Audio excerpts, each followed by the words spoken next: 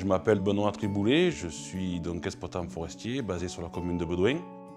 Je suis en forêt, je dirais 300 jours par an, quoi, entre l'exploitation et la chasse, les visites de chantier. Je passe donc tout mon temps en forêt.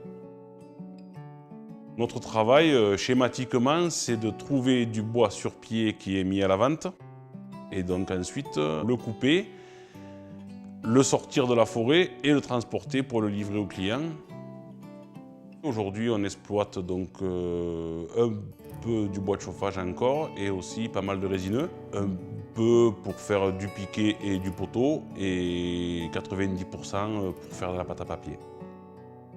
Il faut savoir que de nos jours, la forêt est gérée. Je ne décide pas demain matin, je vais couper à tel endroit, j'enlève tout parce que j'en ai besoin. Non, non, ça ne marche pas comme ça. Une parcelle, elle a un passé, un présent et un futur.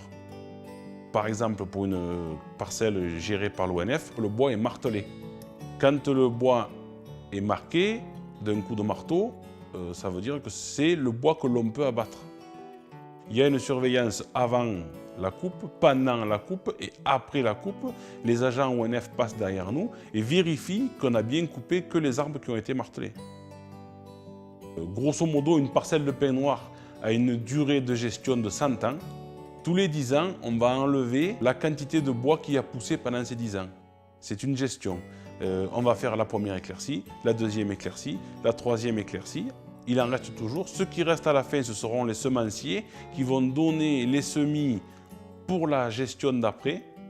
Et on recommence sur un cycle de 100 ans. Les gens sont choqués lorsqu'ils s'aperçoivent qu'une parcelle est exploitée. D'une part, j'en suis conscient et d'autre part, je le comprends. Mais il faut bien savoir que c'est une récolte, c'est un prélèvement. Est-ce que les gens de Châteauneuf-du-Pape sont choqués quand on enlève le raisin à la vigne? Non, pourtant tous les ans on y enlève. Eh bien c'est pareil. Si on fait ce métier à la base, c'est parce qu'on aime la forêt. Donc de toute façon, on n'est pas là pour la démolir. Aujourd'hui, la forêt est partagée par beaucoup de monde. Quand on commence un chantier, on est obligé de l'indiquer. On l'indique par des panneaux de chantier. Alors des fois ça se passe bien, et puis des fois ça se passe moins bien, il faut discuter. Il y a les marcheurs, il y a les vélos, il y a les champignons, il y a les chasseurs.